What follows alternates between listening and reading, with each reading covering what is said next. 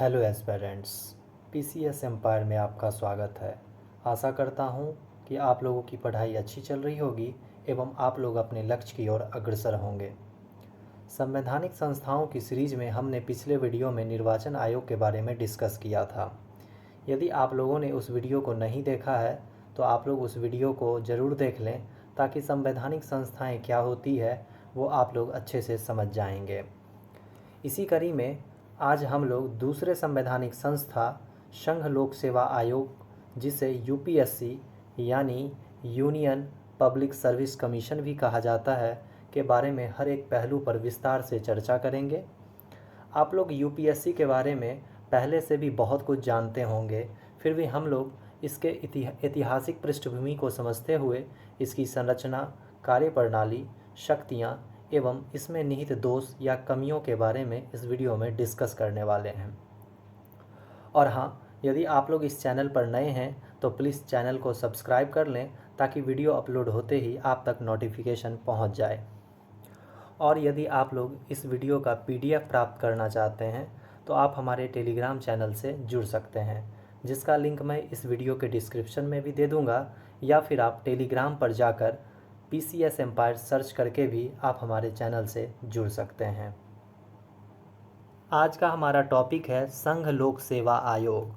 संघ लोक सेवा आयोग यानी UPSC, union public service commission. हम लोग यदि सबसे पहले इसके परिचय की बात करें तो हमारा सबसे पहला पॉइंट है कि यह एक स्वतंत्र संवैधानिक संस्था है। चूँकि संविधान में इसका उपबंध है, इसलिए यह एक स्वतंत्र संवैधानिक संस्था है। स्वतंत्र संवैधानिक संस्था कहने का अर्थ है कि यह सरकार के तीनों अंगों से इसका कोई संबंध नहीं होता है। सरकार के 3 अंग होते हैं। सरकार के 3 अंग होते हैं। पहला विधायिका, दूसरा कार्यपालिका और तीसरा न्यायपालिका। यानी कि विधायिका, कार्यपालिका और न्यायपालिका से इस संस्था का कोई लेना देना नहीं होता है। फिर यदि हम दूसरे पॉइंट की बात करें तो यहाँ पर है केंद्रीय भर्ती अभिकरण। केंद्रीय भर्ती अभिकरण मतलब यूपीएससी भारत की सबसे बड़ी केंद्रीय भर्ती संस्था है, यानी यह सबसे शीर्ष भर्ती करने वाली संस्था है। इसे मेरिट पद्धति का प्रहरी भी कहा जाता है। मेरिट पद्धति का प्रहरी भी कहा जाता है। आप लोग इसे नोट कर लीजिएगा, क्योंकि यह प्रश्न पूछा जा चुका है कि निम्नलिखित में से कौन सी संस्था मेरिट पद्धति का प्रहरी है। तो आप लोग क्या आंसर दोगे? यूपीएससी। ठीक है। मेरिट पद्धति का प्रहरी करने का हमारा यहाँ पर आशय है कि यह योग्य व्यक्ति का ही चयन करता है। ऐसा नहीं है कि कोई व्यक्ति मंत्री या विधायक, या फिर हम ऐसे बोलें कि कोई व्यक्ति यदि सरकार का संबंधी है तो यह उसका चयन कर लेगा। यह उसी का चयन करता है जिसमें योग्यता होती है, फिर चाहे वह जिस बैकग्राउंड से आता हो, या फिर वो अभ्यर्थी गरीब हो, अमीर हो, या फिर वह शहरी क्षेत्र से हो या फिर ग्रामीण क्षेत्र से हो। यदि उसमें योग्यता होगी तो यूपीएससी यानी संघ लोक सेवा आयोग उसका चयन अवश्य करेगा। फिर हमारा तीसरा पॉइंट है भाग 14, यानी कि संविधान के भाग 14 में संघ लोक सेवा आयोग के बारे में उपबंध किया गया है। और हमारा नेक्स्ट पॉइंट है अनुच्छेद 315 से 323, यानी कि संविधान के अनुच्छेद 315 से 323 में संघ लोक सेवा आयोग के बारे में उपबंध किया गया है। हम लोग वीडियो के लास्ट में सारे अनुच्छेदों को क्रमवार देख लेंगे। अब यदि हम इसके ऐतिहासिक पृष्ठभूमि की बात करें तो सबसे पहला पॉइंट है 1919 का भारत शासन अधिनियम। इस एक्ट के तहत, यानी कि 1919 के भारत शासन अधिनियम के तहत एक लोक सेवा आयोग की स्थापना की गई थी वर्ष 1926 में। ठीक है। इसके तहत 1926 में एक लोक सेवा आयोग की स्थापना की गई थी। ठीक है। जिसे वर्ष 1935 का भारत शासन अधिनियम के तहत फेडरल लोक सेवा आयोग का गठन किया गया। ठीक है ना। सबसे पहले 1926 में 1919 भारत शासन अधिनियम के तहत क्या हुआ कि एक लोक सेवा आयोग का गठन किया गया। फिर 1935 में आता है भारत शासन अधिनियम, जिसके तहत एक फेडरल लोक सेवा आयोग का गठन किया गया। और फिर 1950 में जब हमारा संविधान लागू हुआ तो इसी फेडरल लोक सेवा आयोग को संघ लोक सेवा आयोग के नाम से जाना जाने लगा। ठीक है। और अनुच्छेद 315 में केंद्र के लिए संघ लोक सेवा आयोग एवं राज्यों के लिए राज्य लोक सेवा आयोग के गठन का प्रावधान किया गया। यदि हम इसके संरचना की बात करें तो इसमें एक अध्यक्ष और कुछ अन्य सदस्य भी होते हैं। संविधान में सदस्य संख्या का उल्लेख नहीं किया गया है। हमारे संविधान में यूपीएससी में कितने सदस्य होंगे इसको लेकर कुछ उपबंध ही नहीं किए गए हैं, परंतु साधारणतः इसमें एक अध्यक्ष होते हैं और इनके अलावा 9 से 11 सदस्य होते हैं। अब यह राष्ट्रपति के ऊपर निर्भर है कि वह कितने सदस्यों की नियुक्ति करते हैं, परंतु 9 से 11 ऐसे अन्य सदस्य होते हैं और एक अध्यक्ष होते हैं।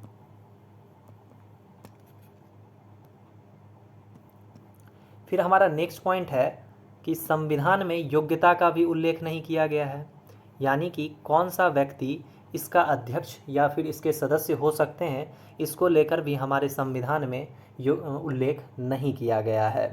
हालांकि यह आवश्यक है कि आयोग के सदस्यों के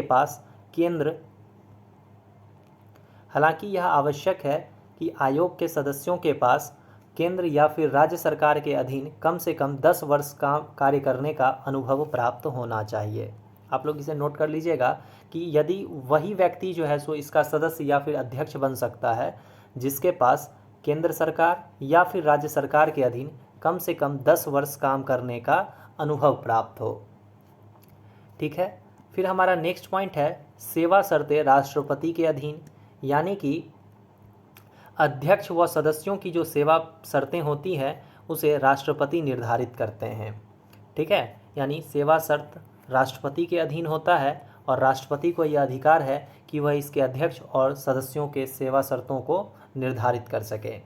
फिर यदि हम इसके पदावधि की बात करें तो पद ग्रहण करने की तिथि से 6 वर्ष की अवधि या फिर 65 वर्ष तक की आयु जो भी पहले हो तक इसके जो सदस्य या फिर अध्यक्ष होते हैं वो पद को धारण करते हैं। अब देखो 6 वर्ष या 65 वर्ष तक का मतलब है कि यदि कोई व्यक्ति मानो अब 2023 में नियुक्त होता है तो वह 2029 तक उस पद पर बना रहेगा। यदि उसकी आयु 65 वर्ष से कम भी रहेगी फिर भी उसे अपना पद त्याग करना पड़ेगा। फिर यदि कोई व्यक्ति 2023 में इसका सदस्य बनता है और उसकी आयु 64 वर्ष हो चुकी है तो वह व्यक्ति अब केवल 1 वर्ष तक ही अपने पद पर बना रह सकता है। ठीक है। यानी कि 6 वर्ष की अवधि पहले हो जाए या फिर 65 वर्ष उसकी आयु पहले हो जाए तब तक वह अपने पद पर बना रह सकता है। फिर यदि हम त्यागपत्र की बात करें तो यह अपना त्यागपत्र राष्ट्रपति को दे सकता है। ठीक है। यूपीएससी यानी संघ लोक सेवा आयोग के जो सदस्य होते हैं वह अपना त्यागपत्र राष्ट्रपति को दे सकते हैं या फिर इन्हें संविधान में वर्णित प्रावधान के तहत हटाया जा सकता है। ठीक है। फिर जब हम आगे बढ़ते हैं तो हम इसके निष्कासन के बारे में देख लेते हैं। निष्कासन की बात करें तो हमारे संविधान में कुछ उपबंध किए गए हैं, जैसे कि पहला है कि यदि उसे दिवालिया घोषित कर दी जाए, यानी इसके सदस्य या अध्यक्ष को दिवालिया घोषित कर दिया जाए तो भी इसका निष्कासन यानी कि इसे पद से हटाया जा सकता है। दूसरा पॉइंट है कि पद के कर्तव्यों के बाहर किसी वेतन नियोजन में ना लगा हो, है ना। यदि कोई यूपीएससी का सदस्य या फिर अध्यक्ष जो भी हैं वह अगर अपने पद के कर्तव्य से बाहर होकर किसी वेतन नियोजन में लग जाते हैं तब भी इन्हें पद से हटाया जा सकता है। तीसरा पॉइंट है मानसिक एवं शारीरिक असमर्थता के कारण, यानी यदि यह मानसिक रूप से या शारीरिक रूप से असमर्थ हैं तो भी इन्हें पद से हटाया जा सकता है। फिर चौथा पॉइंट है कदाचार के कारण। यहाँ पर कदाचार के कारण भी इन्हें पद से हटाया जा सकता है, परंतु इस मामले में कुछ उपबंध है। जैसे कि अगर कदाचार के कारण हटाया जा रहा है तो प्रेसिडेंट इस मामले की जांच के लिए सुप्रीम कोर्ट के पास जाएंगे, है ना। यानी इस मामले को सुप्रीम कोर्ट में भेजेंगे। फिर सुप्रीम कोर्ट यानी कि हमारी सर्वोच्च न्यायालय जांच करेगी और जांच के बाद अगर प्रेसिडेंट को यह परामर्श देती है कि हाँ कि हाँ यूपीएससी के जो सदस्य या अध्यक्ष हैं उन पे जो आरोप लगे हैं वह सही है, तो फिर प्रेसिडेंट क्या करेंगे कि उसके सदस्यों को पद से हटा सकते हैं। ठीक है, और इस मामले में सुप्रीम कोर्ट का जो परामर्श होता है वह राष्ट्रपति के लिए बाध्य होता है। यानी यदि सुप्रीम कोर्ट के जो मतलब न्यायाधीश होंगे वो यदि प्रेसिडेंट को यह परामर्श देंगे कि हाँ आप इस व्यक्ति को पद से हटा सकते हैं, तो राष्ट्रपति बाध्य है कि वह उस व्यक्ति को पद से हटा देगा। ठीक है, यानी कि सुप्रीम कोर्ट के परामर्श पर राष्ट्रपति द्वारा जो है सो हटाया जा सकता है, और इस मामले में राष्ट्रपति सुप्रीम कोर्ट का जो परामर्श होगा वह राष्ट्रपति के लिए बाध्य होगा। अब हम यदि इसकी स्वतंत्रता की बात करें तो हमारा पहला पॉइंट है कि राष्ट्रपति अध्यक्ष और सदस्यों को संविधान में वर्णित प्रक्रिया द्वारा ही हटा सकते हैं, इसलिए पदावधि की सुरक्षा प्राप्त है। यानी कि राष्ट्रपति जो हैं वो यूपीएससी के अध्यक्ष और सदस्यों को अपने इच्छानुसार पद से नहीं हटा सकते हैं।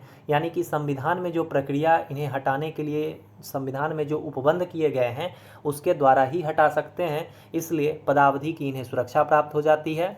फिर दूसरा पॉइंट है कि सेवा शर्तों में नियुक्ति के बाद अलाभकारी परिवर्तन नहीं किया जा सकता है। यानी यदि एक बार कोई व्यक्ति यूपीएससी का सदस्य या फिर अध्यक्ष नियुक्त हो जाता है तो इस बीच में अलाभकारी परिवर्तन नहीं किए जा सकते हैं। ठीक है, यानी इनके वेतन में ना ही कमी की जा सकती है, ना ही इनके भत्ते और ना ही इनके पेंशन में कमी की जा सकती है। अब हम यदि तीसरे पॉइंट की बात करें तो वेतन, भत्ते, पेंशन सहित सभी खर्च भारत की संचित निधि से प्राप्त होते हैं। अब चूंकि भारत की संचित निधि से प्राप्त होते हैं इसलिए संसद में इस पर बहस नहीं हो सकता है। फिर हमारा चौथा पॉइंट है कि संघ लोक सेवा आयोग का सदस्य कार्यकाल के बाद यूपीएससी का अध्यक्ष या फिर राज्य लोक सेवा आयोग के अध्यक्ष के रूप में नियुक्त हो सकता है। यानी कि यदि कोई व्यक्ति संघ लोक सेवा आयोग का सदस्य था और उसका कार्यकाल पूरा हो गया, यानी उसने अपने 6 वर्ष या फिर 65 वर्ष की आयु जो भी पदावधि थी उसको पूरा कर लेने के बाद वह व्यक्ति पुनः जो है यूपीएससी का अध्यक्ष या फिर राज्य लोक सेवा आयोग के अध्यक्ष के रूप में कार्य कर सकता है, जो यूपीएससी के सदस्य होंगे वो। फिर हमारा पांचवा पॉइंट है कि यूपीएससी का अध्यक्ष या सदस्य कार्यकाल के बाद पुनः दूसरे कार्यकाल के लिए नियुक्त नहीं किया जा सकता है। यानी यूपीएससी के जो अध्यक्ष होंगे या फिर सदस्य होंगे वह अपना अगर एक कार्यकाल पूरा कर लेते हैं तो उन्हें दूसरे कार्यकाल के लिए नियुक्त नहीं किया जा सकता है। अब आप लोग कंफ्यूज मत होइएगा, अगर संघ लोक सेवा आयोग का सदस्य कोई है तो वह अध्यक्ष के रूप में फिर से उसी यूपीएससी का या फिर राज्य लोक सेवा आयोग का अध्यक्ष बन सकता है, परंतु वह व्यक्ति फिर से सदस्य नहीं बन सकता है उस संघ का। ठीक है ना, उस संस्था का पुनः सदस्य नहीं बन सकता है, लेकिन वह अध्यक्ष बन सकता है। फिर यदि हम इसके कार्य की बात करें तो हमारा पहला पॉइंट है कि यूपीएससी में नियुक्ति हेतु परीक्षाओं का आयोजन करना। यानी कि संघ लोक सेवा आयोग में जो नियुक्ति प्रक्रिया होती है इसके लिए परीक्षाओं का आयोजन भी यूपीएससी ही करती है। फिर है दूसरा पॉइंट कि 2 या 2 से अधिक राज्यों के अनुरोध पर संयुक्त भर्ती की योजना और प्रवर्तन में मदद करना। यानी कि 2 या 2 से अधिक राज्य अगर अनुरोध करते हैं यूपीएससी से तो यह उनके लिए संयुक्त भर्ती की योजना बनाता है और उसके प्रवर्तन करने में उनकी मदद भी करता है। फिर तीसरा पॉइंट है कि राज्यपाल के अनुरोध पर राष्ट्रपति की स्वीकृति के बाद किसी भी मामले में राज्यों को सलाह देना। यदि राज्यपाल अनुरोध करते हैं तो यह राष्ट्रपति की स्वीकृति के बाद, यानी कि सबसे पहले क्या होगा कि राज्यपाल जो है सो अनुरोध करेंगे यूपीएससी से, यूपीएससी फिर राष्ट्रपति को बताएगा और राष्ट्रपति यदि उसे स्वीकृति दे देते हैं तो फिर यूपीएससी क्या करेगा, किसी भी मामले में राज्यों को सलाह दे सकता है। फिर हमारा नेक्स्ट पॉइंट है कि केंद्र सरकार को सिविल सेवा भर्ती के संबंध में सलाह देना। यानी कि यूपीएससी केंद्र सरकार को सिविल भर्ती सेवा के संबंध में अगर कोई उपबंध करना है या फिर कोई चीज़ चेंज करना है या फिर ऐड करना है तो यह केंद्र सरकार को सलाह दे सकती है। फिर हमारा नेक्स्ट पॉइंट है सिविल पदों पर नियुक्त अधिकारियों के प्रोन्नति और स्थानांतरण के संबंध में सलाह देना। यानी कि जो भी व्यक्ति सिविल पद पर नियुक्त है ना, जो अधिकारी सिविल पद पर नियुक्त हैं उनके प्रमोशन को लेकर, उनके ट्रांसफ़र को लेकर जो है सो यह सलाह देता है। यदि इसके दोष या फिर कमी जिसे हम कह सकते हैं, है ना। अब यदि हम संघ लोक सेवा आयोग में निहित दोष या फिर इसकी कमियों के बारे में बात करें तो हमारा सबसे पहला पॉइंट है वार्षिक प्रतिवेदन। यानी क्या है कि प्रत्येक वर्ष यूपीएससी अपना वार्षिक प्रतिवेदन राष्ट्रपति को देता है, परंतु सरकार पर निर्भर है कि वह इसके सलाह को माने या ना माने। यानी कि इसके सलाह जो है वह सरकार के लिए बाध्यकारी नहीं है। तो यह इसका पहला कमी है कि यह अपना सलाह तो देता है परंतु सरकार पर इसका सलाह जो है वो बाध्यकारी नहीं है। तो हम कह सकते हैं कि यह इसकी पहली कमी है। फिर दूसरा है योग्यता संबंधी संविधान में कोई उपबंध नहीं है। जैसा कि हमने वीडियो के स्टार्टिंग में ही चर्चा किया था कि यूपीएससी के सदस्य या फिर अध्यक्ष बनने के लिए क्या योग्यताएं होनी चाहिए, संविधान में इसके बारे में कोई उपबंध नहीं है। फिर हमारा तीसरा पॉइंट है कि प्रतिवेदन पर संसद में पर्याप्त वाद विवाद का अभाव। यानी कि संसद में यूपीएससी के जो प्रतिवेदन होते हैं, यानी कि हर वर्ष जो ये अपना प्रतिवेदन सौंपता है उस पर पर्याप्त वाद विवाद का ना होना, है ना, एक ये भी इसके दोष या फिर कमियों में हम गिन सकते हैं। फिर हम एक नेक्स्ट पॉइंट है, इसे मैंने खुद से ऐड किया है कि हालिया दिनों में यह आरोप लगते रहे हैं कि यह मुख्य परीक्षाओं के परिणाम में हिंदी विषयों के छात्रों की तुलना में अंग्रेजी के छात्रों को अधिक लाभ प्रदान करता है। यानी कि हालिया दिनों में ऐसे इस पे आरोप लगते रहे हैं कि जो मुख्य परीक्षा होता है यानी यूपीएससी के जो मेंस की परीक्षा होते हैं उसमें हिंदी विषयों के जो छात्र होते हैं उनकी तुलना में अंग्रेजी के छात्रों को अधिक लाभ प्रदान करता है। तो ये भी इसकी एक कमियों में हम गिन सकते हैं। ये कुछ संघ लोक सेवा आयोग की कमियां थी जिसे दूर करके इसे और सशक्त बनाया जा सकता है। और अंत में अब हम लोग इससे संबंधित अनुच्छेदों पर एक नज़र डाल लेते हैं।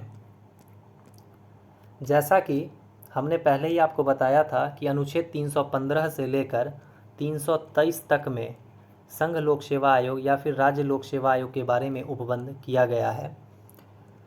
जैसा कि अनुच्छेद 315, इसमें संघ और राज्यों के लिए एक लोक सेवा आयोग होगा, इसके बारे में कहा गया है। फिर अनुच्छेद 316 में सदस्यों की नियुक्ति एवं कार्यकाल के बारे में बताया गया है। फिर अनुच्छेद 317 में सदस्यों की बर्खास्तगी एवं निलंबन से संबंधित है।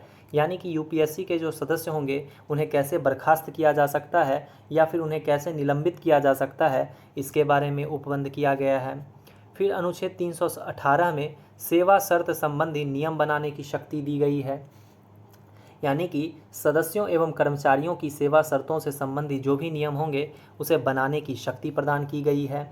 फिर अनुच्छेद 319 में सदस्यता समाप्ति के बाद, यानी कि इसके जो यूपीएससी के जो सदस्य होंगे या लोक सेवा आयोग के जो सदस्य होंगे उनकी सदस्यता समाप्ति के बाद पद पर बने रहने पर रोक लगाया गया है। यानी कि उनकी एक बार यदि सदस्यता समाप्त हो जाती है तो वह उस पद पर नहीं रह सकते हैं।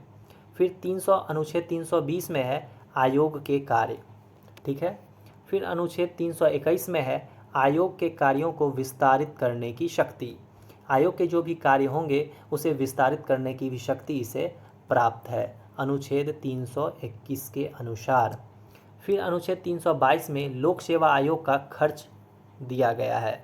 यानी कि लोक सेवा आयोग के कितने खर्च होंगे, क्या खर्च होंगे, इसका प्रावधान अनुच्छेद 322 में किया गया है। फिर लास्ट अनुच्छेद है 323 जिसमें लोक सेवा आयोगों का प्रतिवेदन से संबंधित है। यानी कि 323 में लोक सेवा आयोग के प्रतिवेदन का प्रावधान किया गया है। आज का हमारा सेशन यहीं समाप्त होता है और आप लोगों को यह वीडियो कैसा लगा कमेंट्स के माध्यम से अवश्य बताएं एवं जो भी कमियां होंगी उसे भी बताने का कष्ट करें ताकि आने वाले वीडियो में हम उस कमी को दूर करने का प्रयास करेंगे। यदि यह वीडियो आप लोगों को अच्छा लगा हो तो आप लोग लाइक बटन को दबाना ना भूलें एवं यदि अब तक चैनल को सब्सक्राइब नहीं किया है तो सब्सक्राइब अवश्य कर लें। धन्यवाद।